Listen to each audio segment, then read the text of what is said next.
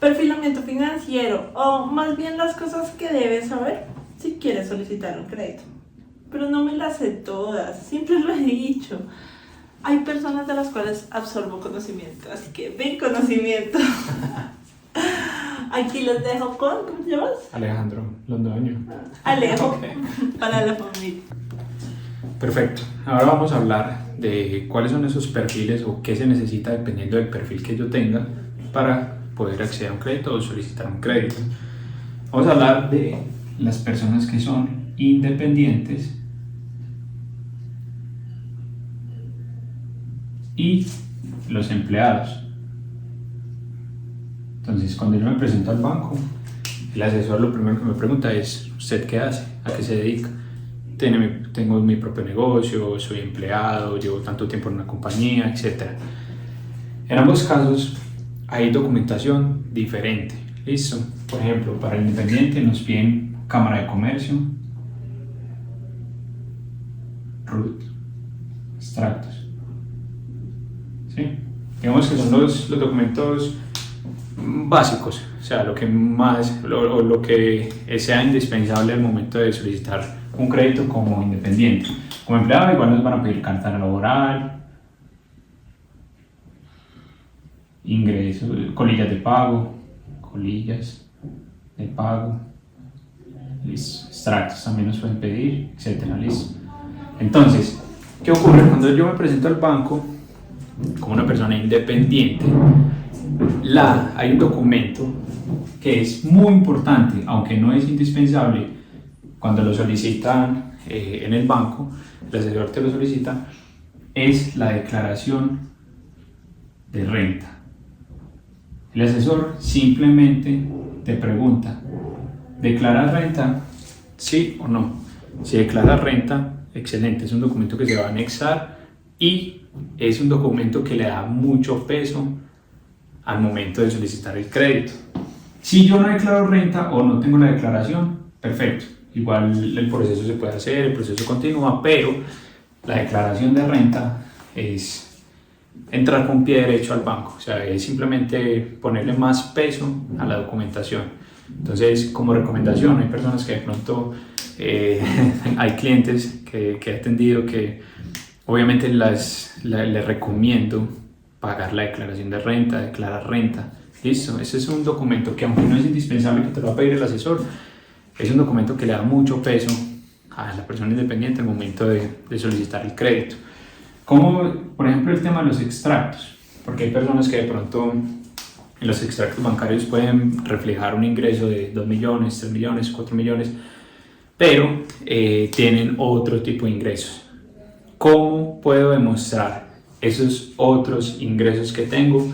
A través de los extractos. Si yo, por ejemplo, tengo mis ingresos de mi negocio, pero por otro lado, un ejemplo, vendo ropa o bueno, alguna otra actividad que realice, tengo un ingreso, pero si yo lo tengo en efectivo, pues para el banco va a ser, listo, mira, yo me gano 4 millones de pesos reflejado en extractos, pero tengo otros 4 millones de pesos de ingresos. Entonces, ¿cómo se van a reflejar? A través de extractos. Porque para el banco, decir, yo tengo otros ingresos, podrías, digamos, demostrarlo a través de una carta de un contador, por ejemplo, pero no es un peso cómo se reflejan los extractos. ¿Listo?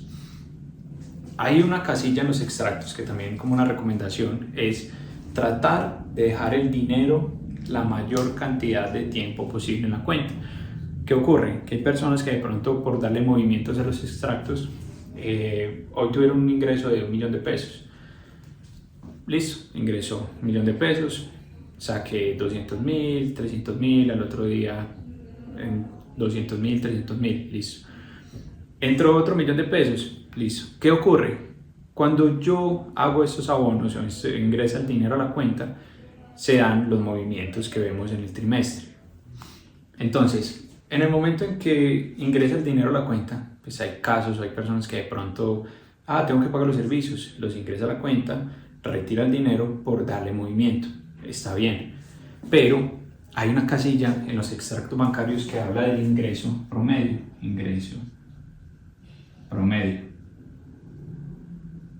Este mide la cantidad de dinero que hubo en promedio en los 90 días de los 3 meses de los extractos, ¿cierto? Entonces, es importante que esta casilla, digamos, que esté alta. Por eso, la recomendación es dejar el dinero la mayor cantidad de tiempo posible en la cuenta de ahorros, porque le puede dar movimientos de ingresar 300 y retirarlos, listo, o es un movimiento, pero no se va a ver reflejado en la cantidad de tiempo que está el dinero en la cuenta. Entonces, también como recomendación, tratar de dejar el dinero la mayor cantidad de tiempo posible, no dejar la cuenta en cero o por lo menos de 100.000 pesos. Tratar de que la cuenta tenga un buen saldo y un buen saldo promedio. Otro punto importante en el tema de los independientes. Este documento también es muy importante porque cuando te presentas al banco y te preguntan a qué te dedicas, te preguntan la antigüedad. ¿Hace cuánto te estás dedicando a esta actividad? Cámara de Comercio debe tener por lo menos una antigüedad de 2 años en promedio. Si hay entidades que de pronto con 1 año de antigüedad, pues excelente, pero en promedio son 2 años de antigüedad de Cámara de Comercio para los independientes. Listo. Entonces, Cámara de Comercio, RUT, extractos, declaración de renta, muy importante. Listo. Esta parte del ingreso promedio ya lo explicamos. Vamos con la parte de los empleados. Los empleados obviamente tienen que tener carta laboral, colillas de pago. Entonces deben de tener por lo menos una antigüedad de 1 año, por ejemplo, para contrato de término indefinido. Si es a término definido, quiere decir que, un ejemplo, yo me presenté al banco en marzo, pero el contrato va hasta junio. ¿Sí? Entonces, ¿qué hace el banco? Si aquí termino el contrato, necesito demostrar cuál ha sido la historia en temas de contratos. Entonces, ¿cuánto tiempo me han contratado? ¿Cómo viene el tema de la contratación? ¿Listo? ¿O qué sigue? ¿Qué contrato sigue? Para poder demostrarle al banco de que tengo la solvencia para poder pagar el crédito que estoy solicitando. ¿Listo? Crédito, por ejemplo, de libranza es muy sencillo porque la entidad se cubre porque saca el dinero del salario. Entonces, el crédito de libranza, digamos que puede ser el crédito más sencillo, crédito libre inversión o las tarjetas de crédito. Para el banco, la tarjeta de crédito, o digamos que el producto de las tarjetas de crédito es el crédito que más altas tasas de interés tiene, ¿sí? Entonces, ya sería mirar, dependiendo de las capacidades que tenga la persona, qué tipo de crédito necesita, pero digamos que lo básico que necesitas para poder solicitar un crédito principalmente es documentación. Entonces, si ya tenemos o revisamos el tema del historial crediticio y sabemos que en temas de historiales estamos bien, principalmente lo que continúa es tema de documentación. Hay algo que es, vamos a llamarlo como un factor común para ambos perfiles, y es el tema de cotización. La cotización, salud, pensión. Obviamente, cuando yo soy empleado de una empresa seria que esté pagando el tema de documentación, el tema de parafiscales, el tema de las cotizaciones de salud y pensión, ARL, caja de compensación, yo tengo toda la documentación, digamos, esta parte la tengo al día, ¿cierto? Pero cuando soy independiente, no siempre se presenta. Entonces, hay personas que pueden estar generando ingresos, un promedio de 4 salarios mínimos, vamos a ponerle 4 millones de pesos, y no cotizan. No cotizan. ¿Qué ocurre? Cuando el banco verifica el tema de los historiales, verifica la documentación, también verifica en ADRES cómo aparece la persona. Si aparece como cotizante o beneficiario o régimen subsidiado. Listo. Entonces, ¿qué necesitamos? ¿Qué mira el banco? Que la persona sea cotizante. Es muy probable que cuando te hayan rechazado el crédito, si te presentaste al banco y te rechazaron, podría ser por esta razón. O sea, si yo tengo muy buen historial, tengo la documentación, pero no cotizo en salud y pensión, es muy probable que lo rechace.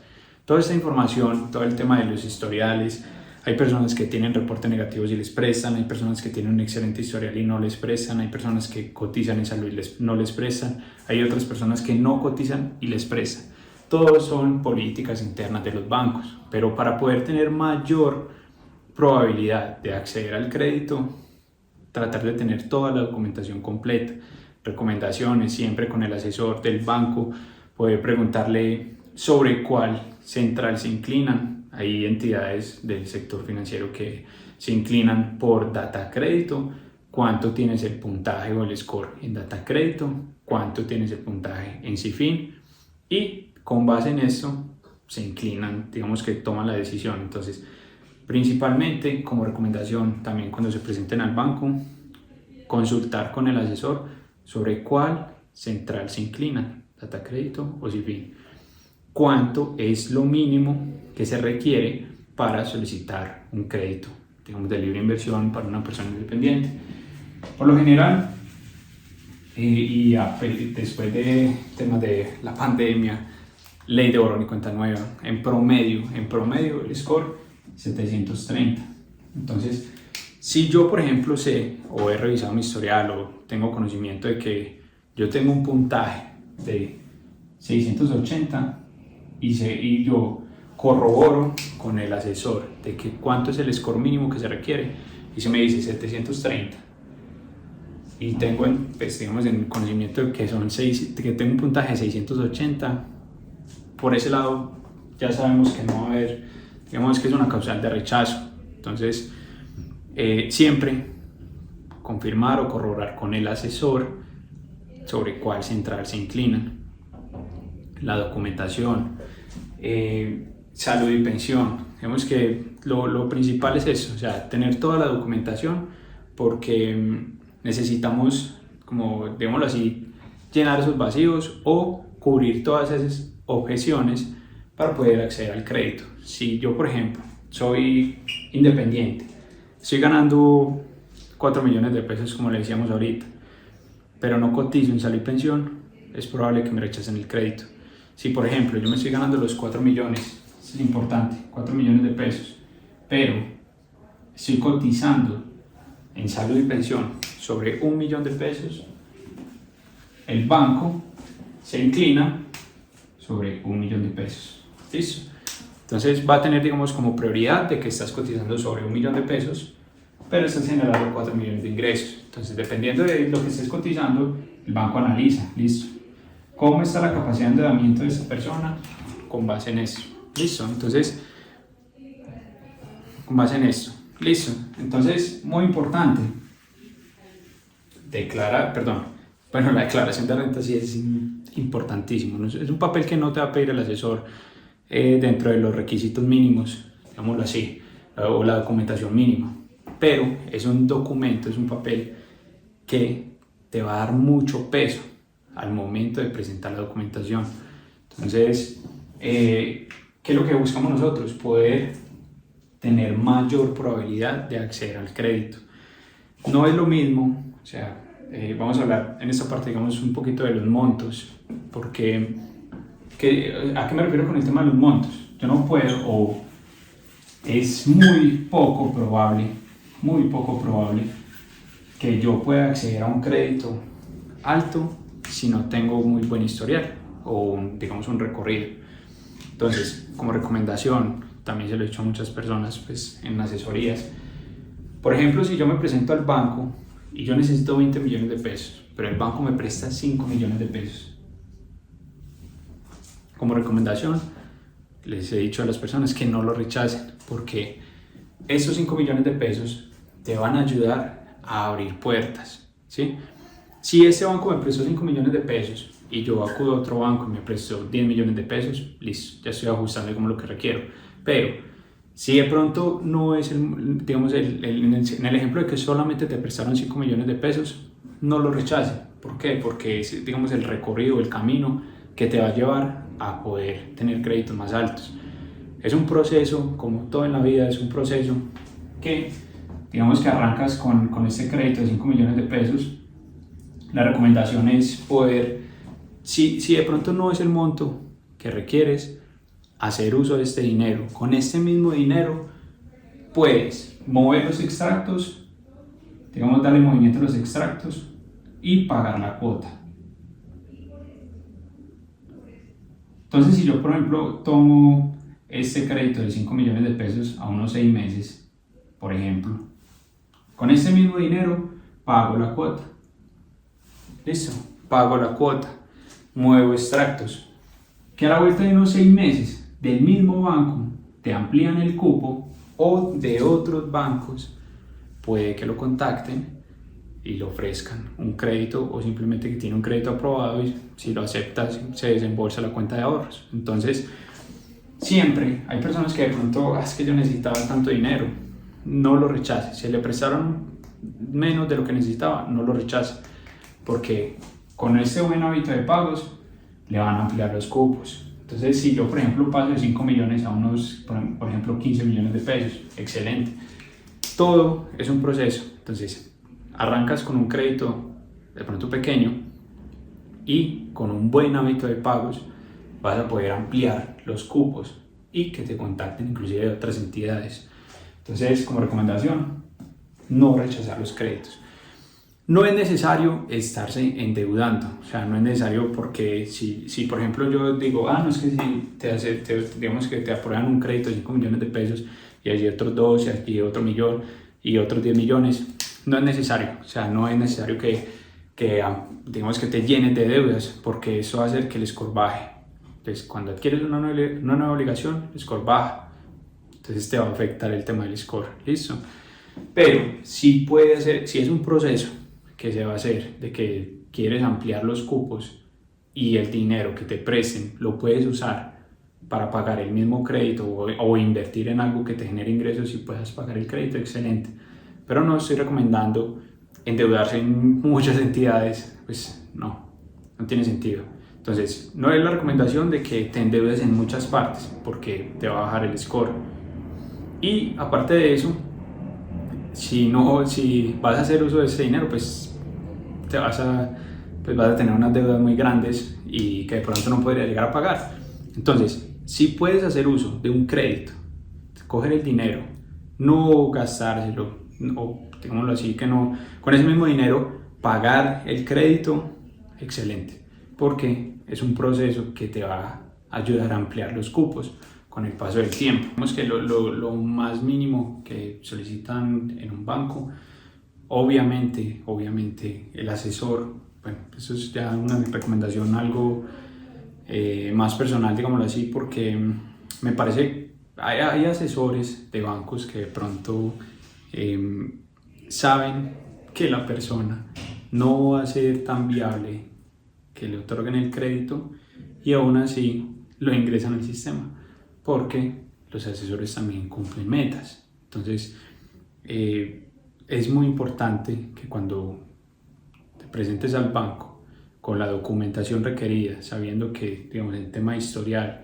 la documentación, tema de salud y pensión, cotizaciones, todo, digamos, el perfil completo, cerciorarse o corroborar con el asesor del banco de que tienes más probabilidades de acceder al crédito, porque el asesor, aunque no es la persona que otorga o rechaza el crédito, es la persona que ingresa la información al sistema para que se analice si es viable o no es viable. Pero el asesor tiene la información suficiente para poder guiarte y de que puedas acceder al crédito. Si un asesor te dice, por ejemplo, que en el banco se valida o digamos que se inclinan por el score de data crédito que esté en 730, por ejemplo, y tienes un score de 700, es importante saberlo antes de presentar la documentación, porque esta es una causal de rechazo. Entonces, si el asesor sabe que aún así te van a rechazar, eso ya digamos que va en temas de ética, o sea, en cada asesor. Hay asesores que te dicen, cotizas en salud y pensión, te lo recomiendan, la declaración te la recomiendan, saber, digamos, el score o si tienes un castigo. Hay entidades que prestan con castigo, sí existe, pero Si tienes un castigo, es muy probable que no te vayan a prestar o no puedas acceder al crédito. Si tienes, por ejemplo, muchas huellas de consulta, tampoco. O sea, digamos que el tema de las huellas de consulta es muy importante porque si tienes muchas huellas de consulta, muchas miradas, o cada que es una huella de consulta, cada que te presentas a una entidad y quieres solicitar un crédito o adquirir una nueva obligación, te verifican cómo están centrales de riesgo y queda la huella de consulta. Quiere decir que esa entidad consultó tu historia. Esta huella se elimina cada 6 meses. Entonces, si yo me presento al banco, me miran, pues digamos que ingresan el sistema, validan en data crédito en fin cuál es mi historia, queda la huella de consulta. Independiente de que sea viable o no sea viable el crédito, queda la huella por 6 meses. Si yo me presento a varias entidades, tengo muchas huellas de consulta, y el banco, digamos el analista, simplemente con ver que tienen muchas huellas de consulta, quiere decir, o digamos que se genera esa alerta de que la persona está buscando endeudarse. Puede ser causal o digamos un motivo para rechazar un crédito. Para concluir el tema de las huellas de consulta, es muy importante, es tratar al máximo de no estarse revisando en diferentes entidades a ver si puedes acceder a un crédito, o es que saqué un plan de celular, saqué en un almacén, saqué una tienda de ropa, etc. Todas estas huellas, cada que te miran en centrales, queda una huella por 6 meses. Entonces, tratar al máximo de que eso no ocurra, no estar revisando en centrales, tratar de que, entre comillas, vamos más a la fija. ¿Y cómo lo hacemos? Con el asesor que nos brinde la información idónea y poder continuar el proceso. Si al presentar la documentación tenemos todo el tema de historiales, tenemos todo el tema de salud, pensión, pues, de las cotizaciones, tenemos todo el tema de la documentación completa, el asesor nos da esa guía para poder continuar el proceso y acceder a un crédito y es viable, excelente, pero tratar de, antes de, por lo menos revisar en centrales de riesgo cuáles son los requisitos mínimos que solicita el banco, listo, para poder tener como todo el perfil completo. Entonces, esta es la parte, digamos, de muy básico o lo mínimo que se requiere, como recomendaciones, tema de la papelería. Pueden haber algunos anexos que le pidan en el mismo banco. ¿A qué me refiero con anexos? Pueden ser, por ejemplo, alguna carta de proveedores, por ejemplo. Van a haber unos documentos que pueden ayudarte a darle más peso a la papelería, pero eso obviamente te lo piden directamente, digamos, en el banco, dependiendo de cómo vaya el proceso. Listo. Bueno, para mí es un gusto haber estado aquí, poderles de pronto ampliar un poco más la información. Muchas gracias, pues, por todo y hasta la próxima.